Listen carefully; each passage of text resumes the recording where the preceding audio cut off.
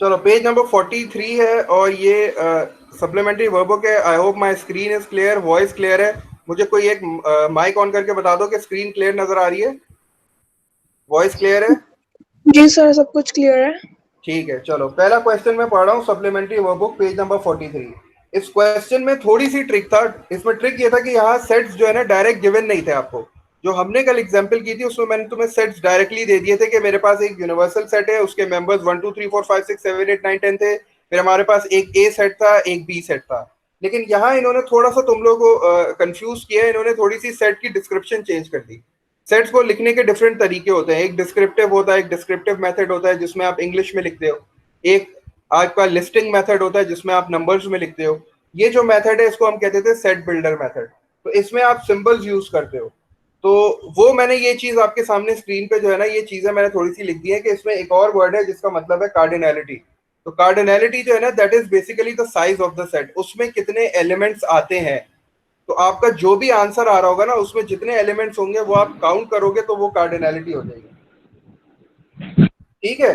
For example अगर मैं question number 1 पढ़ता हूं तो क्वेश्चन नंबर 1 में उसने मुझे ई का सिंबल बनाया, दैट इज योर यूनिवर्सल। कह रहा है कि the universal set has members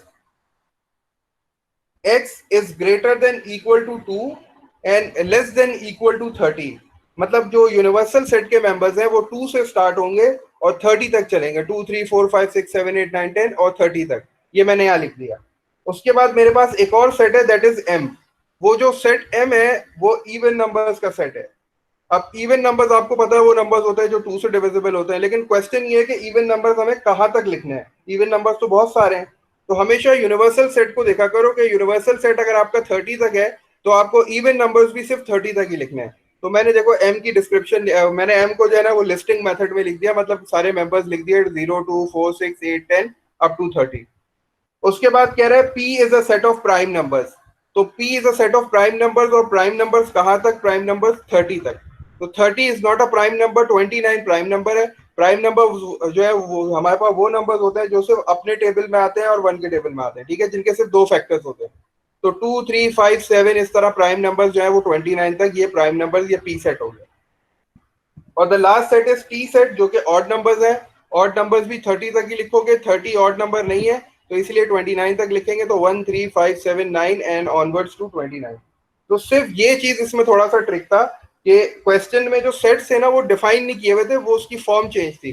तो मैंने क्वेश्चन को पढ़ के सारे सेट्स आपके सामने लिख दिए, ये सारे सेट्स हैं। अब इन सेट्स को यूज करते हुए तुम लोग जो है वो part A B C D E F G करोगे, ये सारी चीजें बिल्कुल उसी तरह है।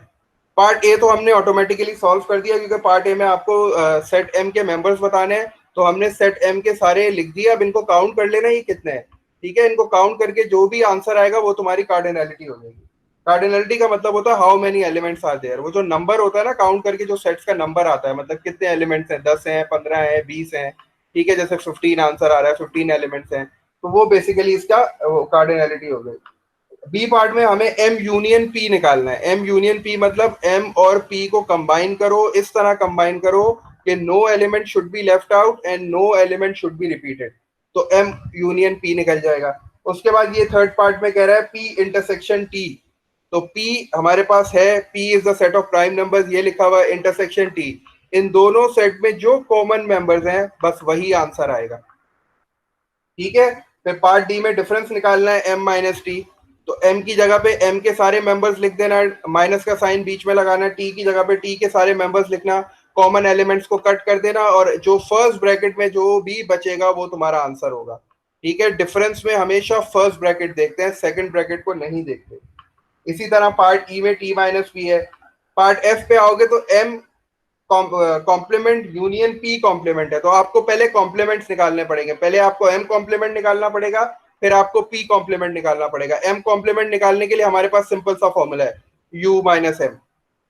हमेशा कॉम्प्लीमेंट, जिसका भी कॉम्प्लीमेंट निकालना है उसको यू में से माइनस कर देते हैं। एम कॉम्प्लीमेंट के लिए क्या फॉर्मूला यूज करोगे? U minus M. यूनिवर्सल की जगह पे यूनिवर्सल के सारे सेट लिखोगे, यू मतलब यूनिवर्सल।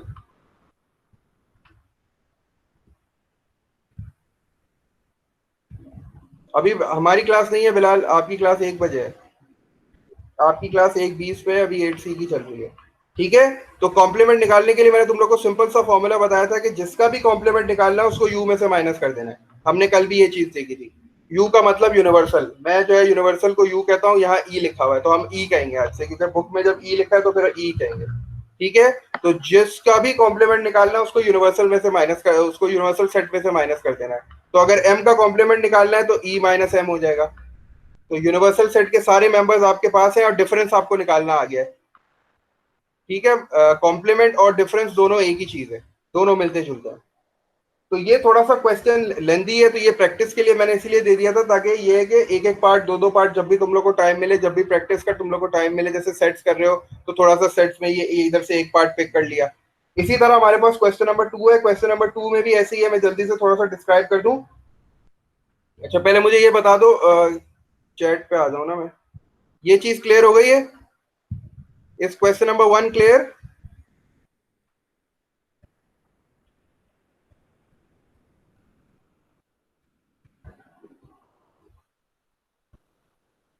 ठीक है।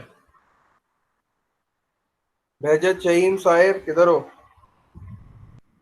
क्वेश्चन नंबर 1 समझ में आ गया? अब जिसको बैठ के ट्राई करोगे, ये वही चीज है जो हमने कल की थी। ठीक है, वही ऑपरेशन है इसमें, पहले में यूनियन इंटरसेक्शन, वही ऑपरेशन है। क्वेश्चन नंबर 2 को थोड़ा सा डिफाइन कर दूं।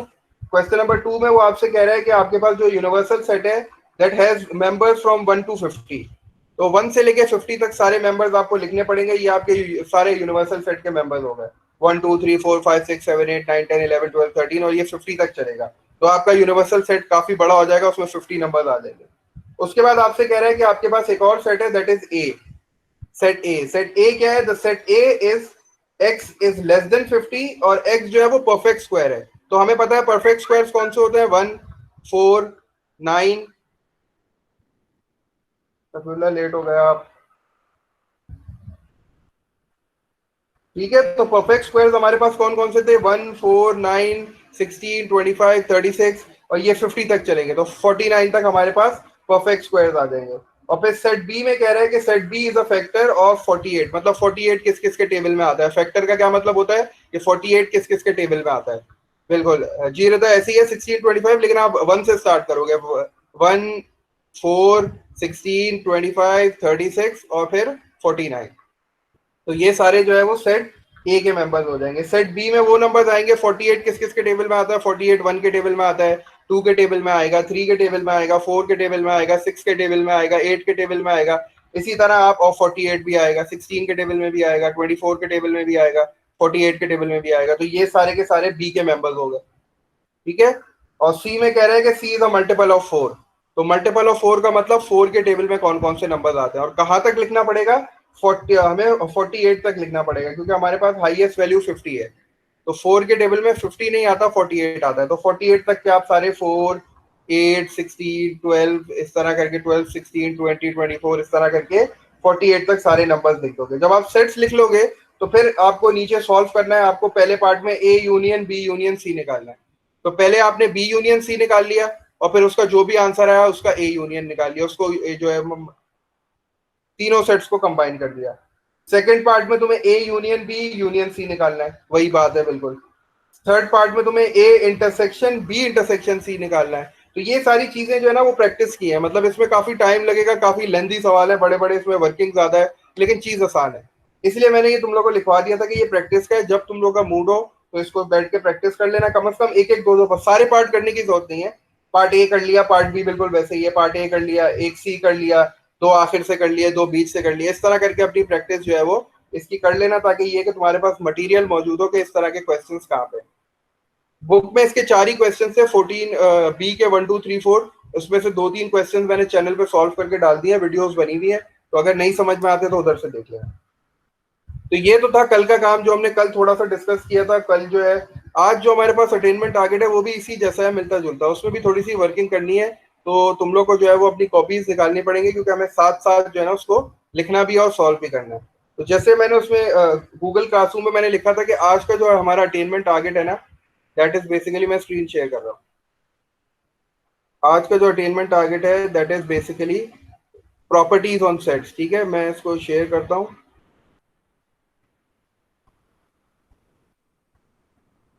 अच्छा, अब मुझे जल्दी से कोई एक बता दो कि मेरी वॉइस और स्क्रीन क्लियर आ रही है।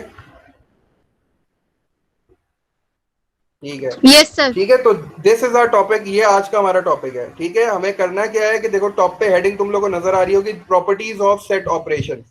ठीक है, last time we started with operations on sets. हमने कुछ ऑपरेशंस किए थे जिसमें एक यूनियन था, एक इंटरसेक्शन था, एक कॉम्प्लीमेंट था और एक डिफरेंस था।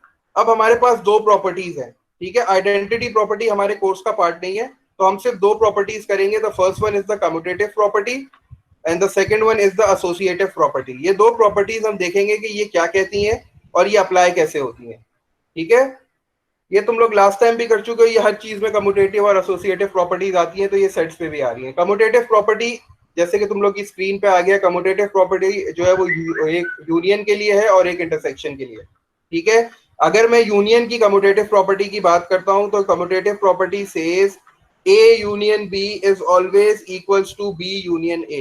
ठीक है, बिल्कुल समझ में आने वाली बात है। अगर मैं A union B find out करूं या B union A find out करूं, मेरे दोनों आंसर्स बिल्कुल सेम आएंगे। ठीक है, ये कहती है कम्यूटेटिव प्रॉपर्टी ऑफ यूनियन। अब हमें करना क्या है, करना तुम लोग को ये है कि मैं थोड़ा सा वीडियो को आगे लेके जाऊंगा और तुम लोग के पास दो सेट्स हैं।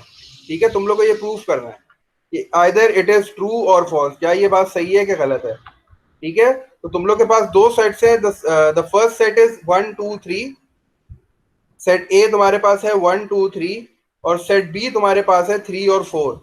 तुम लोग को प्रूफ करना है, पहले तुम लोग ए यूनियन बी निकालोगे, फिर तुम लोग बी यूनियन ए निकालोगे और फिर देख के मुझे बताओगे कि क्या दोनों आंसर सेम आ रहे हैं। अगर दोनों आंसर सेम आ रहे हैं इसका मतलब कम्यूटेटिव प्रॉपर्टी बिल्कुल सही है, A union B is equal to B union A. तो जल्दी से ए यूनियन बी निकालो, पहले A union B find out करो, B union A find out करो और मुझे जल्दी से बताओ कि क्या दोनों के आंसर सेम आ रहे हैं। माइक्रोफोन ऑन करके बताना मुझे, मैं वेट कर रहा हूँ।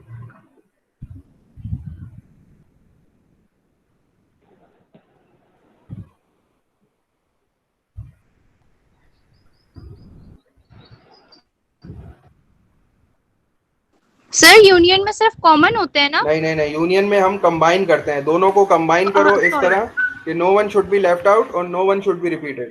सर, ये दोनों इक्वल आ रहे हैं। इक्वल आ रहा है, बिल्कुल सबके इक्वल आ रहे हैं। तो इसका मतलब है कि commutative property is true, A union B हमेशा बी यूनियन ए के बराबर होता है। मैं थोड़ा सा वीडियो को और आगे बढ़ा दूं तो इन्होंने सॉल्व भी किया हुआ है लेकिन वो नजर नहीं आएगा क्योंकि लोगो आ गया। तो इसका मतलब है कि ए यूनियन बी और बी यूनियन ए दोनों बराबर आ रहे हैं, बाकी सब क्या आ रहे हैं।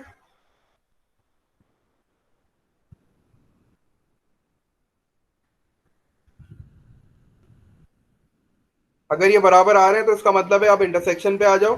अब इंटरसेक्शन कहती है commutative property of intersection says A intersection B is equals to B intersection A. तो इसमें भी तुम लोग के पास दो सेट्स है, इसका भी एक प्रूफ है। इसके भी वही दो सेट्स है 1 2 3 और 3 4, इसको भी प्रूफ करो। देखो क्या दोनों के सेट सेम आ रहे हैं, A union A intersection B is equals to B intersection ए।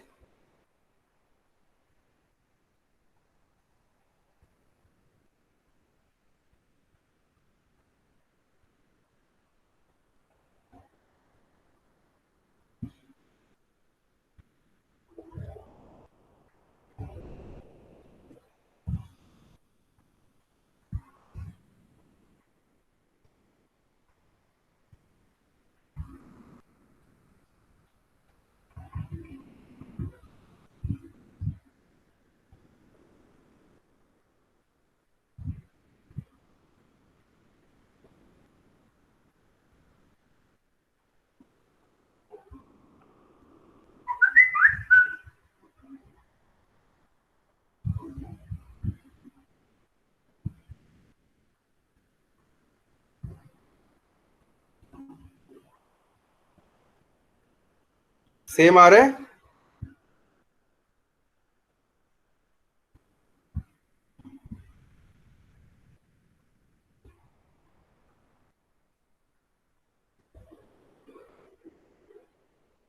एक मिनट भाई, देखो ए यूनियन बी, इसको मैं दोबारा थोड़ा सा बता देता हूँ।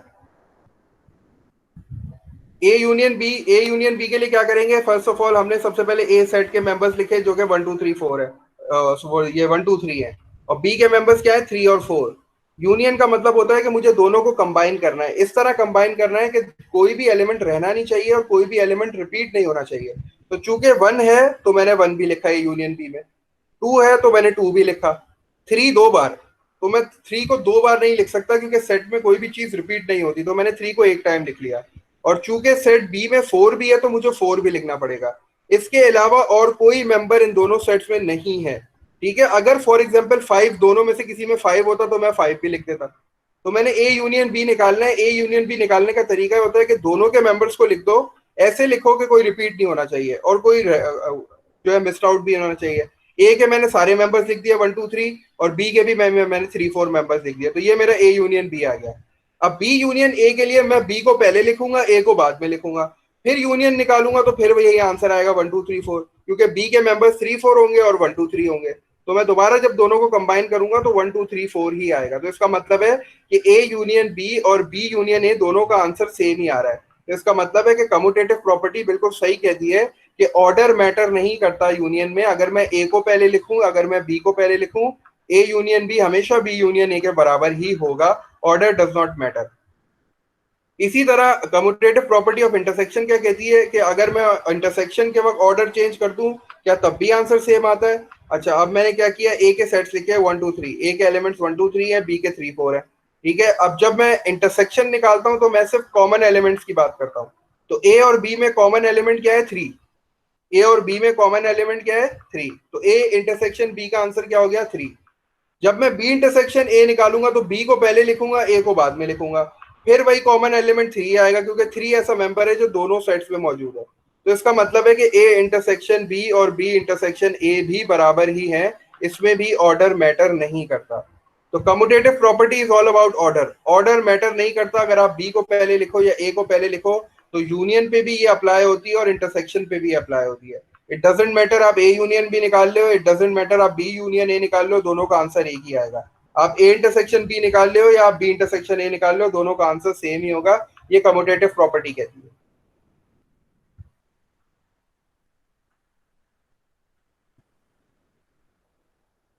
ये सबने कॉपी कर लिया है? ये कॉपी हो गया? ये कॉपी हो गया तो फिर एसोसिएटिव प्रॉपर्टी की तरफ आते हैं। एसोसिएटिव प्रॉपर्टी देखते हैं वो क्या बोलती है। ये सबने कॉपी कर लिया है?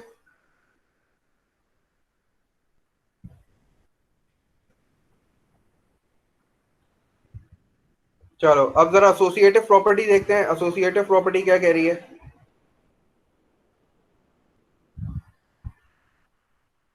स्क्रीन क्लियर है? वॉइस क्लियर है?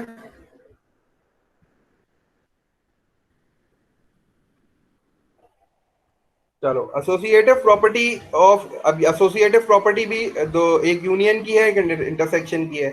इसमें भी वही चीज है, ठीक है। ये कहती है कि if I have 3 sets, A union A B और सी, मेरे पास 3 सेट्स है। कम्यूटेटिव प्रॉपर्टी तो 2 सेट्स की थी, एसोसिएटिव प्रॉपर्टी जो है वो 3 सेट्स की है। एसोसिएटिव प्रॉपर्टी कहती है कि अगर आपके पास 3 सेट्स हैं ए बी और सी, तो अगर आप इनके ऑर्डर्स चेंज करो। ऑर्डर्स कैसे चेंज करो कि पहले मैं बी और यू पहले बी और सी का यूनियन ले लूं और फिर उसके बाद जो भी आंसर आएगा उसका यूनियन ए के साथ लूंगा, ऐसा करूं।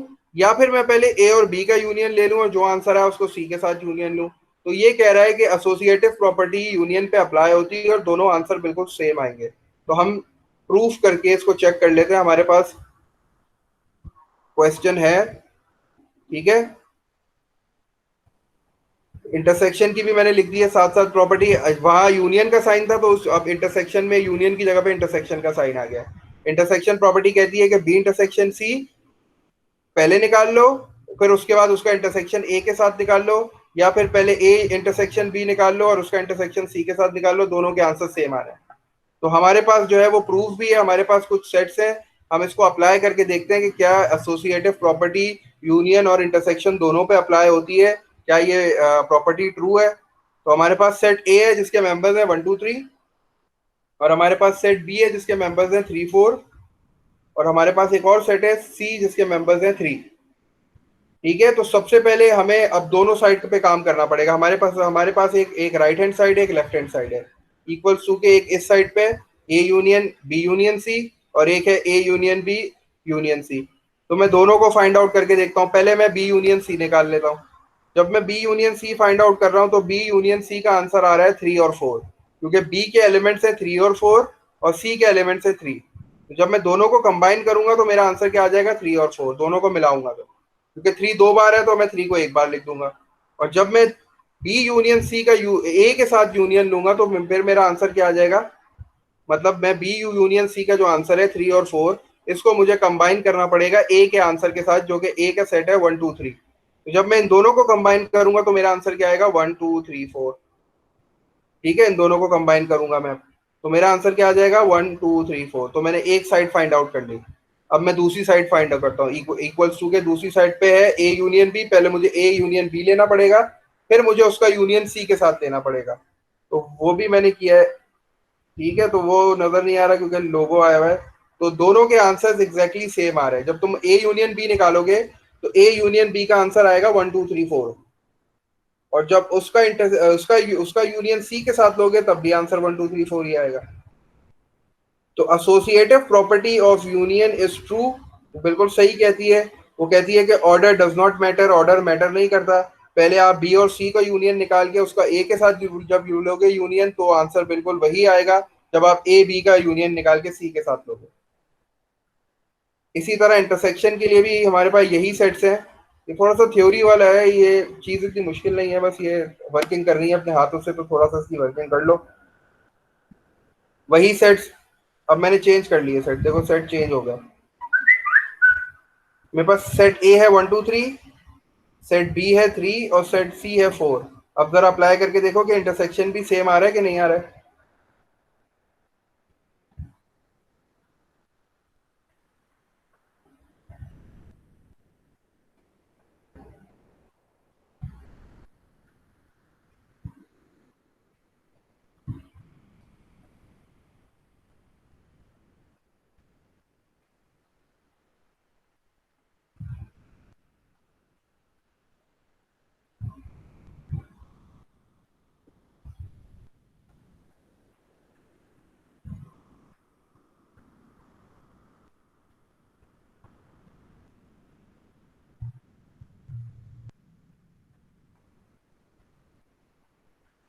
सर फैजान, जी बोलिए। ये सी बी और सी में तो कुछ कॉमन है ही नहीं। हाँ तो आप एम्प्टी सेट लिख दो। देखो इन्होंने भी लिखा है एम्प्टी सेट की, देखो इस तरह लिख दो बस। जब बी और सी में कुछ कॉमन नहीं है तो इसका मतलब एम्प्टी सेट लिख दो। और जब आप A intersection B intersection C निकालोगे तब भी एम्प्टी सेट ही आएगा, क्योंकि उन दोनों में भी कुछ कॉमन नहीं होगा। ओके।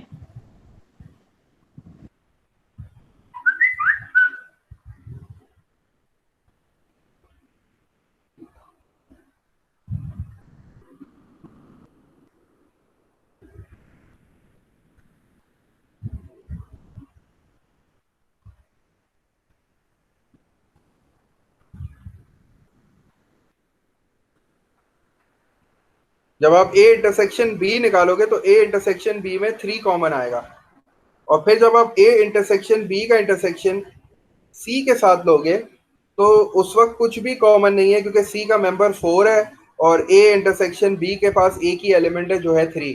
तो 3 और 4 में कुछ कॉमन नहीं है, तो फिर इसका आंसर दोबारा एम्प्टी सेट ही आएगा। तो इसका मतलब है कि A intersection B intersection C का आंसर भी नल सेट आ रहा है, और A intersection B intersection C का आंसर भी जो है वो नल सेट आ रहा है। इसका मतलब है कि associative property holds true for union and intersection both.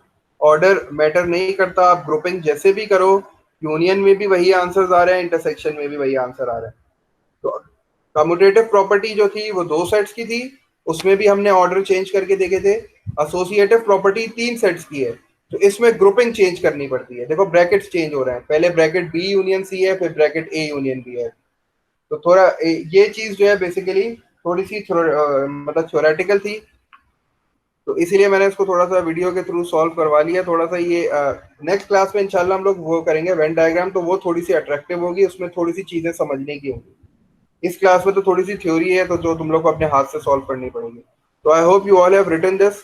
Screen को मैं थोड़ा सा वापस जरा चैट बॉक्स की तरफ आऊं ताकि तुम लोग के थोड़े से रिस्पॉन्सेज ले सकूं। ये चीज सबने कॉपी कर ली है, हमारा को समझ में आया ये।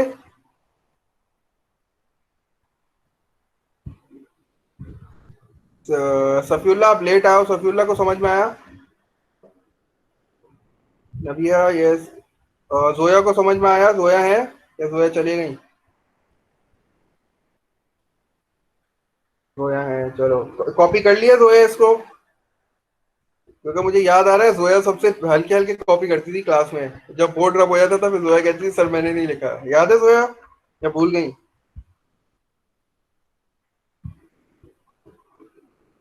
अच्छा आज किसी की बर्थडे तो नहीं है?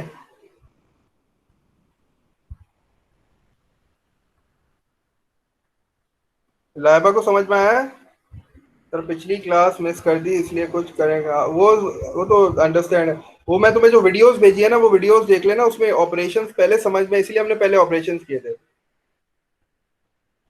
नहीं मेरी बर्थडे नहीं है, मैं पूछ रहा हूँ किसी और की बर्थडे है तो उसको विश करते हैं ना फिर। बाकी ये है कि तुम लोग का जो असेसमेंट का सिलेबस है ना वो इंशाल्लाह थोड़े दिन में तुम लोग को गूगल क्लासरूम में अपलोड हो जाएगा। वो जुलाई में ही होंगे, काफी टाइम होगा तुम लोग के पास प्रैक्टिस करने के लिए। बिल्कुल वीडियोस हैं चैनल पे, जब तुम जाओगे उसको सर्च करोगे तो तुम्हें चैनल पे वीडियोस मिल जाएंगी। ये सारी वीडियोस उधर से ही ली हैं मैंने चैनल से, ये वाली नहीं है। इससे वो जो यूनियन इंटरसेक्शन और डिफरेंस वाली जो वीडियोस हैं वो चैनल पे हैं, पूरे क्वेश्चन सॉल्व में देख लेना। क्वारंटाइन में बर्थडे हो गया, हाँ मतलब इस तरह ही तुम सारे गूगल मीट पे जो है ना अपने सारे रिलेटिव्स को बोलो जमा हो जाए और फिर बर्थडे हो सकती है ना।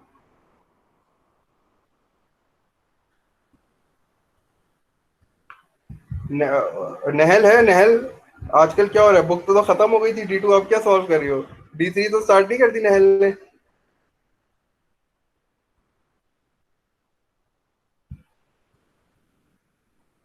सफीउल्लाह का पहले जवाब आया है, देखो D3। खुशबक किधर है? खुशबक का कोई खैरियत? खुशबक तो क्लास ही नहीं लेती बिल्कुल। सफीउल्लाह कह रहे हैं ओ लेवल की प्रिपरेशन करी है। नहल को जवाब देने दो ना सफीउल्लाह।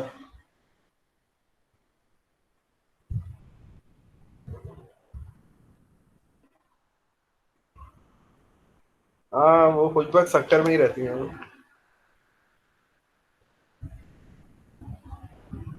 मिशाल पहले क्लासेस लेती थी सरोज, अब उसने लेना अब नहीं है, मतलब कल भी नहीं थी आज भी नहीं आई। तो कहना सर कह रहे थे कि क्लासेस तो लो। और कौन नहीं है? अब्दुल्ला अनीस नहीं है। असगर, अब्दुल्ला किधर है?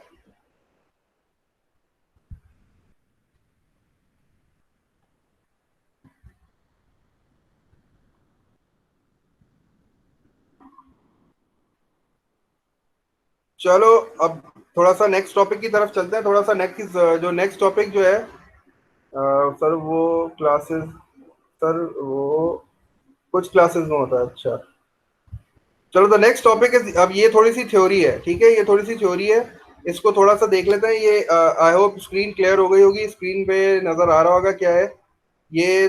थोड़ा सा मैंने जो है वो राइटिंग थोड़ी सी अजीब सी है लेकिन मैं इसको समझा रहा हूँ साथ साथ, तो इसको देख लेते हैं। ये कुछ टर्मिनोलॉजीज हैं जो कि थोड़ा सा हेल्पफुल होंगी, क्योंकि जाहिर सी बात है इस बार तुम लोग के जो पेपर्स हैं वो ऑनलाइन होंगे, तो वो ऑनलाइन में हो सकता है कि एमसीक्यूज बेस्ड हो, तो ये सारी चीजें उसमें पूछी जा सकती हैं, क्योंकि ऑनलाइन बेस्ड जो क्वेश्चंस होते हैं ना वो छोटे छोटे होते हैं और कॉन्सेप्चुअल से होते हैं। तो I hope my screen and voice is clear. So we are starting with subsets. Subset जैसा कि नाम से जाहिर हो रहा है, subsets are basically parts of set. Subsets means part of set, ठीक है। तो सबसेट को रिप्रेजेंट करने के लिए ये जो सिंबल बना हुआ है दैट इज सबसेट। ये सी और सी के नीचे जो ये एक डैश है ये सबसेट का सिंबल होता है। मैथ्स में इस तरह सबसेट लिखते हैं, ठीक है। सबसेट्स होते क्या है? Basically subsets are parts of set. तो और सिंबल रिप्रेजेंटेशन उसकी है सी, और सी के नीचे इस तरह एक डैश है, ठीक है। अब फॉर एग्जाम्पल अगर मैं तुम लोग से कहूं कि I have a set A B C, एक मेरे पास सेट है जिसके मेंबर्स जो है वो ए बी और सी हैं। अगर मैं इसके सबसेट बनाने की कोशिश करूं according to the definition, definition कहती है कि subsets are basically part of set. Set का कोई भी पार्ट निकाल लो वो सबसेट होता है। तो लॉजिकल क्या हो जाएगा कि मैंने पहले लिखा सेट एफ अपनी मर्जी से, मैंने उसमें एक मेंबर लिख दिया ए, तो A is a part of set A B C. अब इसमें से ए पार्ट है ना, तो बिल्कुल मैंने सबसेट बना दिया, ठीक है। हो सकता है कोई बच्चा जो है वो जी लिख के ए और बी को इंक्लूड कर दे, सी को इंक्लूड ना करे, वो बोले कि सर ए और बी इंक्लूड हो रहे हैं, ए और बी भी तो पार्ट है ना सेट का, तो ये भी एक सबसेट है। हो सकता है कोई स्टूडेंट बी को छोड़ दे और ए और सी को ले ले, ठीक है। और हो सकता है कोई स्टूडेंट वही सेट एग्जैक्टली दोबारा लिख दे, ABC, बोले सर ये भी तो इसका पार्ट है, दोनों एक जैसे हैं। तो बिल्कुल ये सारे के सारे सबसेट्स हैं, बिल्कुल ये सारे के सारे सबसेट्स हैं। अगर कोई सबसेट ऐसा हो जिसमें ओरिजिनल सेट से मेंबर्स कम हो, फॉर एग्जांपल सेट F और सेट G, सेट F में दो मेंबर्स कम है ओरिजिनल सेट से, मैं ए की बात कर रहा हूँ, ओरिजिनल सेट का मतलब आई एम टॉकिंग अबाउट ए की बात कर रहा हूँ, ठीक है। तो सेट F की अगर मैं बात करूं तो सेट F जो है उसमें सिर्फ एक ही मेंबर है, ABC नहीं है, ठीक है। और अगर मैं सेट G की बात करूं तो इसमें दो मेंबर्स हैं, एक नहीं है। तो ऐसे सेट्स जिसमें ओरिजिनल सेट से एक या दो नंबर कम होते हैं वो कहलाते हैं प्रॉपर सबसेट। वो क्या कहलाते हैं? Proper subset. प्रॉपर सबसेट को हम सिर्फ सी से रिप्रेजेंट करते हैं, इस तरह का सी बना देते हैं, तो ये प्रॉपर सबसेट की रिप्रेजेंटेशन हो जाती है। तो इसका मतलब अगर मैं इसको लिखना चाहूं तो मैं इसको इस तरह लिख सकता हूं कि F is a proper subset of A, ठीक है। और अगर मैं लिखना चाहूं G is also a proper subset of A. So proper subset is a subset that has one or two less members than the original set. Original set से एक या दो members अगर कम है तो वो कहलाता है proper subset। अगर सबसेट और ओरिजिनल सेट बिल्कुल इक्वल है, जैसे कि ए और एच, जैसे कि ए और एच, ए के मेंबर्स ABC और एच के मेंबर्स हो गए ABC या AC भी लिख देता मैं इसको तो भी एक ही बात होती। तो ऐसे सबसेट जो एग्जैक्टली इक्वल होते हैं उसको मैं कहता हूं इम्प्रॉपर सबसेट। उनको मैं क्या कहता हूं? Improper subset. इम्प्रॉपर जो सबसेट है उसकी रिप्रेजेंटेशन इक्वल्स टू साइन के साथ भी हो सकती है, या फिर यही जो सबसेट का साइन है इससे भी हो सकती है, लेकिन ज्यादातर हम इक्वल्स टू यूज करते हैं प्रॉपर सबसेट के लिए। तो दो तरह के सबसेट्स हो गए, एक हमने देखा प्रॉपर सबसेट, एक हमने देखा इम्प्रॉपर सबसेट। प्रॉपर सबसेट वो सबसेट्स हैं जिसमें ओरिजिनल मेंबर्स, ओरिजिनल जो सेट है उससे एक या दो मेंबर्स कम होने चाहिए। लेकिन अगर सेट और सबसेट इक्वल है, दोनों में एक ही मेंबर्स हैं सेम टू सेम, तो वो कहलाता है इम्प्रॉपर सबसेट, ठीक है। एक और भी चीज होती है वो कहलाती है सुपर सबसेट, ठीक है। सुपर सबसेट का क्या मतलब है? देखो मैंने यहाँ लिखा है सुपर सबसेट जो है ना वो उल्टे सी से रिप्रेजेंट होता है। The symbol of the super set is, इस तरह का सी बना दूंगा मैं उल्टा, तो अब मैंने लिखा है A is a super subset of G. मतलब अगर मैं जी की बात करूं तो जी और ए का जो रिलेशन है वो प्रॉपर सबसेट का है। अगर मैं एफ और ए की बात करता हूं तो एफ जो है वो बेसिकली प्रॉपर सबसेट है ए का। लेकिन अगर मैं ए और एफ की बात करता हूं तो A is a superset of F, क्योंकि ए में एफ से ज्यादा मेंबर्स हैं, ठीक है। तो ये सुपर सेट और प्रॉपर सबसेट दोनों एक दूसरे के उल्टे हैं। अगर मैं बोलूं एफ और ए की बात करूं तो एफ बेसिकली प्रॉपर सबसेट है ए के, लेकिन अगर मैं ए को एफ से रिलेट करना चाहूं तो मैं बोलूंगा A is a superset of F. मतलब वो फादर और सन वाली बात होती है ना, फादर में ज्यादा क्वालिटीज होती हैं, सन में थोड़ी कम क्वालिटीज होती हैं, फिर दादा में उससे ज्यादा क्वालिटीज होती हैं। तो ये इस तरह का रिलेशन है सुपर सबसेट, सबसेट और प्रॉपर सबसेट। आप इसको इस तरह भी जहन में रख सकते हो। ये सुपर सबसेट जो है वो दादा हो गए, और फिर सबसेट जो है वो फादर हो गए, और फिर प्रॉपर सबसेट जो है वो सन हो गए। तो इस तरह तुम लोग जो है ना वो उसको थोड़ा सा रिलेट कर सकते हो अगर रिलेट करना चाहो तो। वैसे तो इतना मुश्किल नहीं है, बस सबसेट्स याद रखना। Subsets are basically parts of sets, और पार्ट्स ऑफ सेट जो है वो दो तीन तरह के होते हैं। एक प्रॉपर सबसेट है, प्रॉपर सेट जो प्रॉपर सबसेट है उसमें हमेशा एक मेंबर या दो मेंबर कम होने चाहिए, एक हो, दो हो, तीन हो, जितने भी हो कम हो, ठीक है। और दूसरा सुपर सबसेट है। सुपर सबसेट बेसिकली वो सेट है जिसमें एक या दो मेंबर ज्यादा होने चाहिए। तो ये दोनों एक दूसरे के उल्टे हो गए। तो इसको रिपीट करने की जरूरत है। इसको रिपीट करूं दोबारा टर्मिनोलॉजीज को, ये स्क्रीन हटा दूं।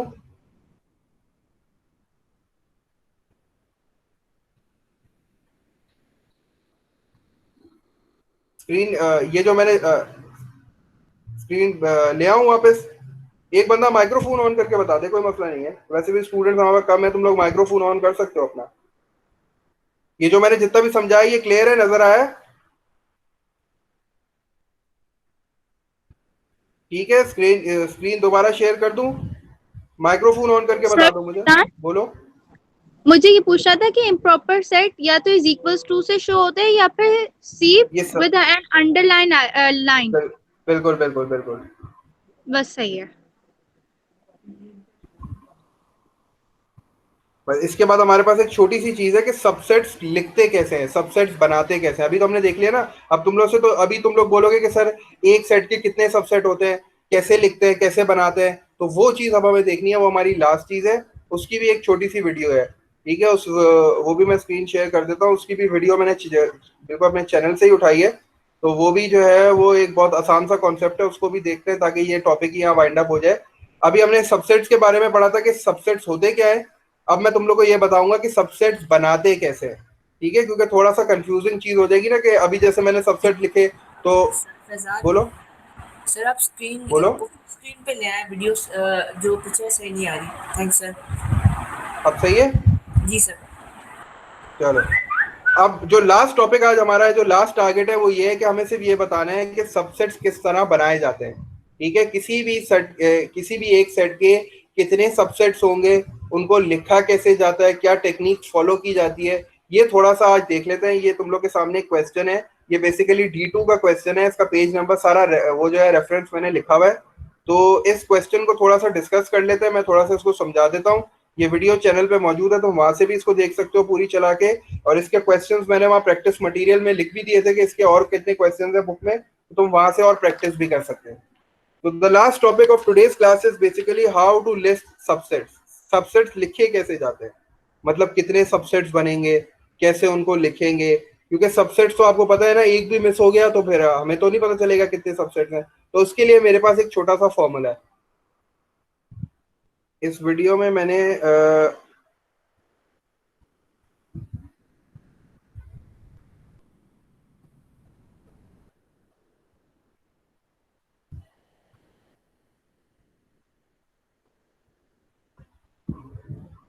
ठीक है, अब क्लियर है। चलो, the question is you have to list all the subsets. एक बंदा मुझे जल्दी से बता दो कि स्क्रीन और वॉइस क्लियर है, तो मैं कंटिन्यू करता हूँ। यस सर, क्लियर है। चलो, the question is you have to list all the subsets. आपको सारे सबसेट्स लिखने हैं। आपके पास दो पार्ट्स है क्वेश्चन के। एक पार्ट में the first part is set P जिसके सिर्फ दो मेंबर्स हैं, 1 और 2। और एक आपके पास क्वेश्चन है पार्ट 2 का जिसमें आपके पास 3 मेंबर्स हैं। तो मैं आपको दोनों जो क्वेश्चन है वो समझा रहा हूँ। इसके 4 पार्ट भी हो सकते हैं, 5 पार्ट भी हो सकते हैं, उसके भी जो है ना उसका भी क्वेश्चन मौजूद है। तो यही ट्रिक को फॉलो करोगे तो आप सारे सबसेट्स खुद ब खुद लिख लोगे। सबसे पहले सबसेट लिखने के लिए हमें सबसे पहले ये आइडेंटिफाई करना है कि सबसेट्स कितने होंगे। The important question is that how many subsets will be form. तो उसके लिए मेरे पास एक छोटा सा फॉर्मूला है 2 to the power n। ये जो n है that is basically the number of members. For example मेरे पास सेट P में 2 मेंबर्स हैं, 1 और 2, 2 मेंबर्स हैं। तो मैं क्या करूंगा, 2 to the power 2। 2 to the power 2 कितना होता है, 2 multiplied by 2 is equals to 4। इसका मतलब है इसके 4 सबसेट बनेंगे। अगर कोई सेट जिसके 2 मेंबर्स हैं तो उसके हमेशा 4 सबसेट बनेंगे। अब वो 4 सबसेट बनेंगे कैसे, उसके लिए भी एक छोटी सी ट्रिक है। उसके लिए क्या याद रखना है कि हमेशा पहला जो सबसेट होगा that will be N empty set. ये हमेशा है, इस रूल को आपको फॉलो करना है। आप जब भी सबसेट्स बना रहे हो, सबसे पहला सबसेट जो होगा वो एम्प्टी सेट होगा। बगैर सोचे समझे आपको एम्प्टी सेट सबसे पहले लिख देना है, ठीक है। अच्छा, अब उसके बाद आगे बढ़ो। उसके बाद हमारे पास जो ट्रेंड है, जो टेक्निक है, वो ऐसी है कि हम पहले बारी बारी एक एक एलिमेंट लिखते हैं, ठीक है। जब एक एक एलिमेंट कंप्लीट हो जाए उसके बाद दो दो के ग्रुप बनाते हैं। जब दो दो के ग्रुप कंप्लीट हो जाए उसके बाद तीन तीन के ग्रुप बनाते हैं। जब तीन तीन के ग्रुप कंप्लीट हो जाए उसके बाद चार चार के ग्रुप बनाते हैं। जब चार चार के कंप्लीट हो जाए तो पांच पांच के। इस क्वेश्चन में हमारे पास सिर्फ 2 ही हैं मेंबर्स, तो हमें सिर्फ 2 ही तक जाना पड़ेगा। हमारे पास 3 तो बनेंगे नहीं, ना 4 बनेंगे। तो first step is you have to place an empty set. पहला मेंबर हमेशा एम्प्टी सेट होगा। ये मेंबर नहीं मतलब पहला जो सेट है, इस सेट के 4 सबसेट्स होंगे। तो पहला सबसेट एम्प्टी सेट, अगला वाला सिंगल सिंगल बारी आएगी, ठीक है। अकेले अकेले मुझे लिखना है। तो पहले मैंने 1 लिख दिया कर्ली ब्रैकेट्स के अंदर, फिर मैंने कॉमा लगाया, फिर 2 की बारी आएगी, मैंने 2 को ब्रैकेट्स में लिख दिया। अब कोई और एलिमेंट नहीं बचा, ठीक है। तो अब मैं 2 2 के पेयर्स बनाऊंगा। तो जब मैं 2 के पेयर्स बनाऊंगा तो मेरे पास है ही 2 एलिमेंट्स, तो मैंने 1 और 2 का पेयर बना के खत्म कर दिया। अगर आप काउंट करो तो देखो 4 सबसेट बन गए। पहला सबसेट एम्प्टी सेट, दूसरा सबसेट 1, तीसरा सबसेट 2 और चौथा 1 और 2। इसके अलावा इसके कोई और सबसेट नहीं होंगे। अगर आप 2 और 1 भी लिखते हो तो 2 और 1 और 1 और 2 एक ही बात है। ठीक है, इसी तरह क्वेश्चन नंबर 2 पे आओ। क्वेश्चन नंबर 2 आपसे कह रहा है कि क्वेश्चन नंबर 2 में आपके पास 3 मेंबर्स हैं। ठीक है, 3 एलिमेंट्स हैं, पेन, इंक और रूलर। तो आपने फॉर्मूला यूज किया 2 to the power n। n की जगह पे नंबर ऑफ मेंबर्स लिख दिए। नंबर ऑफ मेंबर्स कितने हैं? 3। तो 2 to the power 3 is equals to 8। 2 multiply by 2 multiply by 2 to the 4 and 4 multiply by 2 is 8। तो इसका मतलब है कि इसके 8 सबसेट्स बनेंगे, 8। ठीक है, हम लोग वही टेक्निक दोबारा फॉलो करते हैं। पहला मेंबर क्या होगा, पहला सबसेट क्या होगा? Empty set. तो हमने बगैर सोचे समझे एम्प्टी सेट को पहले लिख दिया। ठीक है, उसके बाद मेरे पास जो ट्रिक है वो क्या है, सबसे पहले मैं सिंगल सिंगल सबको लिखूंगा। तो मैंने सबसे पहले पेन लिखा, फिर मैंने कॉमा लगाया, फिर इंक लिखी, फिर मैंने कॉमा लगाया, फिर मैंने रूलर लिखा। ठीक है, पेन हो गया, इंक हो गया और रूलर हो गया। अच्छा, अब जब सिंगल सिंगल सारी बारी हो जाएगी तो अब मुझे क्या करना है? अब मुझे दो दो के पेयर्स बनाना है। अब दो दो के पेयर्स बनाने के लिए मैंने देखो इधर आएगी, मैंने हाथ रख के जो है वो समझाया थोड़ा सा इस तरह। ठीक है, तो पहले मैंने क्या किया, जब मैं दो दो के पेयर्स बना रहा था तो मैंने पहले रूलर को छुपा दिया। ठीक है, तो पेन और इंक का एक सेट बन गया। ठीक है, पेन और इंक का एक सेट बन गया। फिर अगली बारी में मैंने किसको छुपा दिया? इंक को छुपा दिया। तो पेन और रूलर का एक सेट बन गया। फिर उसके बाद मैंने क्या किया? पेन को छुपा दिया। जब मैं पेन को छुपाऊंगा तो फिर मेरे पास क्या बच जाएगा? इंक और रूलर। ठीक है, दो दो के पेयर्स बनाने की टेक्निक क्या है? बारी बारी एक एक को आप जो है ना छुपाओ और दो दो के पेयर्स बनाओ। तो पहले मैंने रूलर को छुपाया तो मेरे पास बन गया पेन और इंक। फिर मैंने इंक को छुपाया तो मेरे पास बन गया पेन और रूलर। और फिर मैंने पेन को छुपा दिया तो मेरे पास क्या बन गया? इंक और रूलर। दो दो के पेयर्स कंप्लीट हो गए। अब और कोई दो के पेयर्स नहीं बन सकते। अब मैं आऊंगा 3 के पेयर्स की तरफ। तो जब मैं 3 के पेयर्स की तरफ आऊंगा तो मेरे पास तो है ही 3। तो सिर्फ मुझे एक बार लिखना पड़ेगा पेन, इंक और रूलर। इसके अलावा तो 3 का कोई और कॉम्बिनेशन बन ही नहीं सकता क्योंकि मेरे पास एलिमेंट्स ही 3 है। अब मैं काउंट कर लेता हूँ ये कितने हो गए, 1 2 3 4 5 6 7 8। तो 8 पूरे सबसेट्स बन गए। तो ये टेक्निक है सबसेट्स बनाने की। ठीक है, अब तुम लोग के पास एक और पार्ट है। अब तुम लोग क्या करोगे, अभी अभी जो है वो जल्दी से बुक खोलोगे। बुक में पेज नंबर बता रहा हूँ मैं। एक क्वेश्चन अभी कर लो जल्दी से, उसके बाद क्लास ऑफ करते हैं। बल्कि एक पार्ट कर लो, इसी का एक पार्ट है जो मैंने छोड़ा हुआ है। क्वेश्चन नंबर 15 का देखो मैंने एक पार्ट छोड़ा हुआ है। पार्ट डी करोगे तुम लोग। जल्दी से पार्ट डी करो। पार्ट डी में 60, पार्ट डी को कॉपी करो फिर डिस्कस करते हैं। अगर ये कॉपी हो गया पार्ट डी को कॉपी करो। पेज नंबर है 405।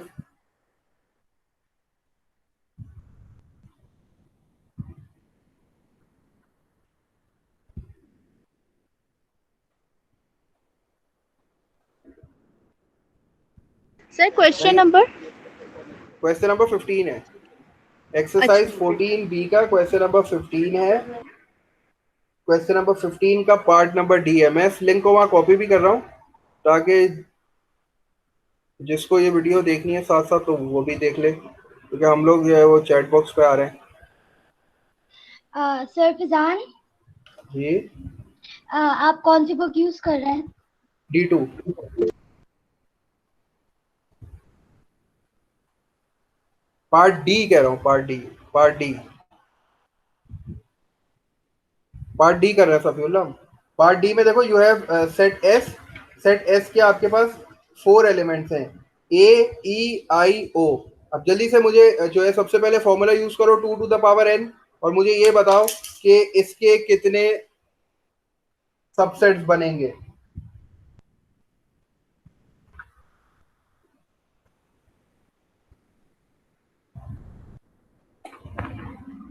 सर 8। क्यों 2 टू द पावर 4 कितनी होती है? सर 16। 16, बिल्कुल।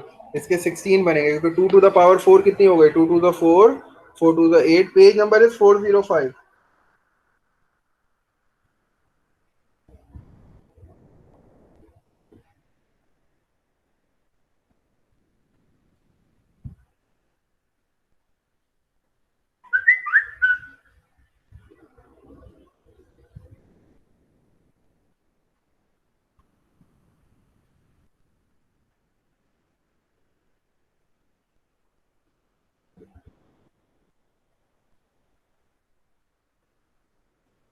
अच्छा, तो 2 टू द पावर हमारे पास है 4, तो 2 टू द पावर 4 का मतलब है 2 मल्टीप्लाई बाय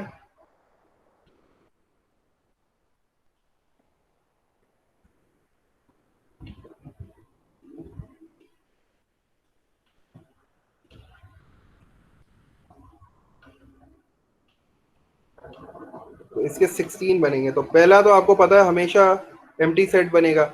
उसके बाद जल्दी जल्दी सिंगल सिंगल सबको कॉपी करो, फिर दो दो के पेयर्स बनाओ। तो पहले आपके पास आ जाएगा ए, ठीक है। उसके बाद फिर सिंगल सिंगल कॉपी करते रहो इस तरह। ए के बाद आई आएगा,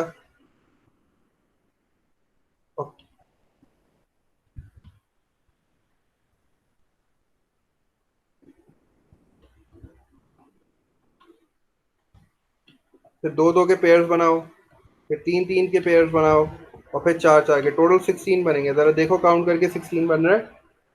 और मुझे कैमरा खोल के जो है ना सबने दिखानी है वर्किंग जल्दी जल्दी। दो दो के पेयर्स बनाओ, तीन तीन के पेयर्स बनाओ।